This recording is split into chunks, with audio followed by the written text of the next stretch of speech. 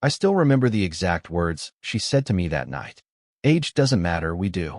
7 words that changed everything I thought I knew about us. I was walking away. Actually walking away from the one person who made me feel alive again. And I was doing it because I was scared. Scared of what people would say. Scared of being judged. Scared that I was ruining her life. She was 19. I was 30. Let me go back to the beginning. My name is Daniel. I'm a graphic designer. I run a small studio with 2 other partners. At 30, I thought I had life figured out. I had my career, my own apartment, a decent car. I'd been through one serious relationship that ended badly 3 years ago. Since then, I kept things casual. No commitments. No complications. I'd convinced myself that love wasn't something I needed anymore. Then I met Emma. It was a Tuesday afternoon in September. One of my clients asked me to meet at a coffee shop instead of the office. He wanted a more relaxed setting to discuss a rebranding project. I arrived early, ordered my usual black coffee, and sat by the window. That's when I saw her. She was behind the counter, making drinks with this focused expression. Dark hair pulled back in a messy bun. No makeup. Simple black t-shirt. She looked young, but there was something about the way she moved that caught my attention. Confident. Deliberate. Present. When my client arrived, we talked for about an hour. The whole time, I kept glancing at her. Not in an obvious way, just occasional looks. She had this habit of biting her lower lip when she was concentrating. It was distracting. After my meeting ended, I went up to order another coffee. She looked at me with these clear green eyes. Another black coffee? I was surprised. You remembered. It's not that busy today, she said, but she smiled a little. Plus, you don't look like the complicated order type. What does that mean? Some people want half CAF, oat milk, extra foam, 2 pumps of vanilla, but not too sweet. Served at exactly 140 degrees. She was making my coffee while she talked. You just want coffee. Is that boring? It's honest. She handed me the cup. That's better than boring. I paid and left. Didn't think much of it. But I came back the next day. And the day after that. I told myself it was because the coffee was good and the location was convenient. But that wasn't entirely true. I wanted to talk to her again. Over the next 2 weeks, we had these brief conversations. Small talk at first. Weather. Bad customers. Why people put pumpkin spice in everything. Then deeper things. Books. Music. What we thought about when we couldn't sleep. I learned she was a college student. 19 years old. Studying psychology. She worked at the coffee shop to help with tuition. She lived with 2 roommates in a small apartment near campus. She learned I was a designer. That I liked old movies. That I was terrible at cooking. That I usually worked too much. There was this ease between us that I hadn't felt with anyone in years. One Friday evening, the coffee shop was nearly empty. I was working on my laptop in the corner. Emma was cleaning up before closing. She came over to my table. We're closing in 10 minutes, she said. Then she hesitated. But if you want, you can stay while I finish up. I don't mind the company. I stayed. We talked while she wiped down tables and stacked chairs. Real conversation. Not the polite kind. She told me about her family. Her parents divorced when she was 16. Her mom struggled with depression. Her dad remarried quickly and started a new family. She felt like she didn't quite fit anywhere. Sometimes I feel older than I am, she said quietly. Like I've been taking care of myself for so long that I forgot how to be a normal teenager. I understood that feeling. When she finished closing, we walked outside together. It was raining lightly. Can I ask you something? She said, looking up at me. Why do you come here every day? There are closer coffee shops to your studio. I could have lied. Should have lied. But I didn't. I like talking to you. She smiled. Not a polite smile. A real one. I like talking to you too. That's when I should have stopped. I should have kept it friendly. Professional. Safe. But I didn't. We started texting. Nothing inappropriate. Just conversations that continued after the coffee shop closed. Recommendations for movies. Funny observations about people. Random thoughts at midnight. Then one night, she sent me a message. I can't sleep. Want to meet for a walk? It was 1 a.m. I should have said no.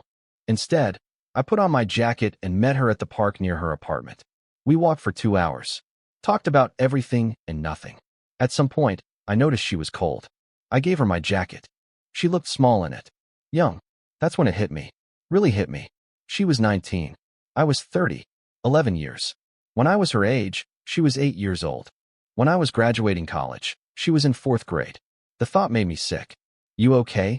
She asked, noticing my expression. Yeah, just tired. I walked her back to her apartment. Said goodnight. Went home and lay awake until morning. I decided to create distance. Not respond to texts as quickly. Skip the coffee shop for a few days. Let things cool down. But she noticed. A week later, she texted, "Did I do something wrong?" No, just busy with work. That's not true. She was right. It wasn't. She asked me to meet her. I tried to say no, but I couldn't. We met at the same park. Evening this time. The sun was setting, turning everything orange and pink. You've been avoiding me, she said. Direct. No games. I've been thinking. About what? I took a breath. Emma, you're 19. I know how old I am. I'm 30. I know that too. It's not appropriate. She looked at me for a long moment. What's not appropriate? Talking? Being friends? You know it's more than that. Do I? Her voice was soft now. Vulnerable. Because you've never said anything. You've never done anything. I don't even know if you feel the same way I do. My heart stopped. The same way you do. She looked down. I like you, Daniel. A lot. I think about you all the time. When something funny happens, you're the first person I want to tell. When I'm sad, I wish you were there. I know it's stupid because you probably see me as some kid, but I can't help it. I wanted to tell her I felt the same. That she was the first thing I thought about in the morning and the last thing before I fell asleep. That conversations with her made me happier than anything had in years. But I couldn't say it. Emma, you're amazing. You really are. But the age difference, people will judge. They'll think things about me. About us. What things? That I'm taking advantage of you. That there's something wrong with me. That I should know better. Do you feel like you're taking advantage of me? No. But, then why do you care what other people think? Because it matters. Your family. Your friends. My colleagues. Society. She stepped closer. I'm not a child, Daniel. I'm in college. I work. I pay my own bills. I make my own decisions. And I'm deciding that I want to know you. Really know you. You should be with someone your own age. I don't want someone my age. Most guys my age are immature and selfish. They don't listen. They don't think. They don't see me the way you do. How do I see you? Like I matter. Like what I say is important. Like I'm a real person with thoughts and feelings and ideas worth hearing. I didn't go to the coffee shop anymore. Didn't respond to her texts. Tried to convince myself I was doing the right thing. But I felt hollow. Empty. Like I'd cut out something essential. 3 weeks passed. I threw myself into work. Took on extra projects. Stayed at the studio until midnight. Anything to avoid thinking about her. Then one Saturday night, I was at a bar with some friends. It was crowded and loud. I wasn't really having fun, just going through the motions. I saw her across the room. She was with a group of people her age. College students, obviously. Laughing and drinking. There was a guy next to her. Close. Too close. He had his arm around her shoulders. She looked happy. Something twisted in my chest. Sharp and painful. This is what I wanted, I told myself. For her to move on. To be with someone appropriate. Someone her own age. But watching her with him made me realize something. I'd been lying to myself. All my concerns about the age difference, about what people would think, about doing the right thing, they were just excuses. I was scared. Scared of getting hurt again. Scared of falling in love and having it end badly like before. Scared of wanting something so much and losing it. The age difference was just a convenient reason to protect myself.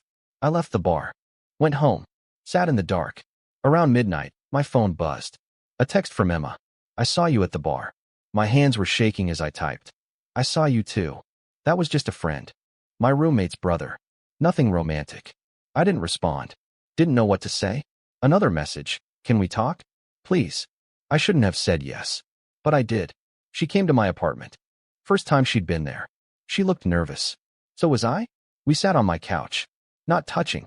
A careful distance between us. I'm leaving, she said quietly. My stomach dropped. What? I got accepted to a transfer program. A university in another state. Better psychology department. Full scholarship. I leave in 2 months. That's great. You should go. I don't want to. Emma, it's an incredible opportunity. I know, but I don't want to leave. Because of you. I felt like I couldn't breathe. You can't make that decision because of me. Why not? You made a decision about us. About what we couldn't be. I don't get a say. It's not the same. It's exactly the same. She turned to face me fully. You decided that our age difference mattered more than what we feel. You decided that other people's opinions were more important than our happiness. You decided for both of us. I was trying to protect you. From what? From caring about someone who cares about me? From being happy? From making a mistake? From wasting your time on something that can't work? She laughed, but there was no humor in it. You know what the real mistake is? Walking away from something real because you're scared. That's the mistake. You don't understand? Then explain it to me. Make me understand why two people who make each other happy can't be together. I couldn't. Because when she put it that way, there was no good explanation. The age gap, I started, is just a number. I know you see it as this huge thing, but it's not. In 5 years, I'll be 24 and you'll be 35. In 10 years, I'll be 29 and you'll be 40. The gap doesn't change, but it matters less and less. We're not in different life stages. We're both adults. You're in college. I'm established in my career. We're at different points. So, that doesn't mean we can't connect. That doesn't mean what we have isn't real. She paused. Or am I wrong? Maybe I'm the only one who feels this way. You're not wrong. The words came out before I could stop them. She looked at me, waiting. I think about you constantly, I admitted. Every day, every hour.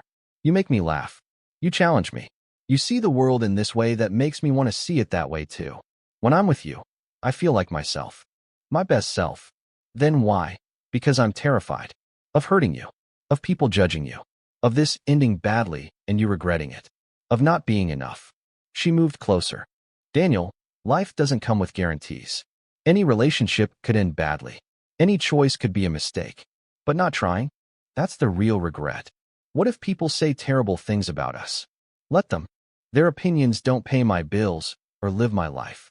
What if your family doesn't approve? They'll have to accept it. Or not. But it's my choice. What if you wake up one day and realize you missed out on your youth? That you tied yourself to someone older when you should have been free? She took my hand. What if I wake up one day and realize I let fear control me? That I walked away from someone incredible because I cared more about what ifs than what is? I looked at our hands. Hers was smaller, younger, but it fit. I can't promise you forever, I said quietly. I can't promise this will be easy. I don't need promises. I need honesty. I need you to try. What about the transfer program? I'm turning it down. Emma, no. You have to go. It's too good an opportunity. Then come with me. I stared at her. What? You're a designer. You can work from anywhere. Come with me. We'll figure it out together. That's crazy. Maybe. But so is letting you go because of what other people might think. She was right. It was crazy. Reckless. Irresponsible. But for the first time in 3 years, I wanted to take a risk. Age doesn't matter. We do, she said softly. That's what matters. Not what year we were born. Not what other people think. Just us. I pulled her closer. You're sure about this? About me? More sure than I've been about anything. I kissed her. Finally. After weeks of fighting it, denying it, running from it. She kissed me back. And it felt right. Not wrong. Not inappropriate. Just right. The next few weeks were complicated. We had to figure out logistics. I talked to my business partners about going remote. Emma finalized her transfer. We told people. Some reactions were supportive. My best friend said if I was happy, that's what mattered. Emma's roommates thought it was romantic. Some reactions were harsh. My ex, who I was still in occasional contact with, called me a creep. One of my colleagues made uncomfortable jokes. Emma's mom was skeptical at first, worried I was manipulating her daughter. But Emma handled it with more grace than I did. She didn't get defensive or angry, just calmly explained that she was an adult making her own choices. Slowly, most people came around, or at least stopped commenting. We moved together in January, a small apartment in a college town halfway across the country. It wasn't easy. We had to learn to live together, deal with each other's habits, navigate disagreements. The age difference did come up sometimes. Small things, cultural references I got that she didn't, different energy levels, different friend groups. But none of it mattered as much as I thought it would. What mattered was that she made me coffee in the morning exactly how I liked it, that I helped her study for exams, that we explored our new city together, that we talked for hours about everything and nothing. What mattered was that I laughed more, worried less, felt lighter. What mattered was that she was happy, thriving in school, making new friends, growing. What mattered was us. I'm not going to tell you it was perfect. It wasn't. We fought sometimes, had doubts, struggled with insecurity. There were moments when I wondered if I was holding her back. Moments when she worried she wasn't mature enough for me. But we talked through it, worked through it, chose each other every day. That's the thing about relationships, I learned. Age doesn't determine compatibility. Shared values do. Communication does. Commitment does. Emma taught me that. This 19-year-old girl who was wiser than most people twice her age. It's been 8 months now. She's about to start her sophomore year at the new university. I'm working on my biggest client project yet. We adopted a cat named Murphy. Life is good. Not perfect, but good. Sometimes people still make comments. Strangers who do the math and raise eyebrows. Family members who make pointed remarks. But I don't care anymore. Neither does she. Because we know what we have. We know what we chose. Each other. I almost let her go. Almost threw away the best thing that ever happened to me because I was scared of judgment. Thank God she was braver than me. Thank God she saw past the numbers to what actually mattered. Age is just a detail. It's not the story. It's not what defines us. Love defines us. Choice defines us. The courage to try defines us. I'm 31 now. She's 20. In a few years, I'll be 35 and she'll be 24. Then 40 and 29. Then 45 and 34. The gap stays the same, but it matters less and less. Because what we built together matters more. She was right that night in my apartment. Age doesn't matter. We do. And we always will. If you like this video, don't forget to hit the like button and subscribe to the channel. Thanks.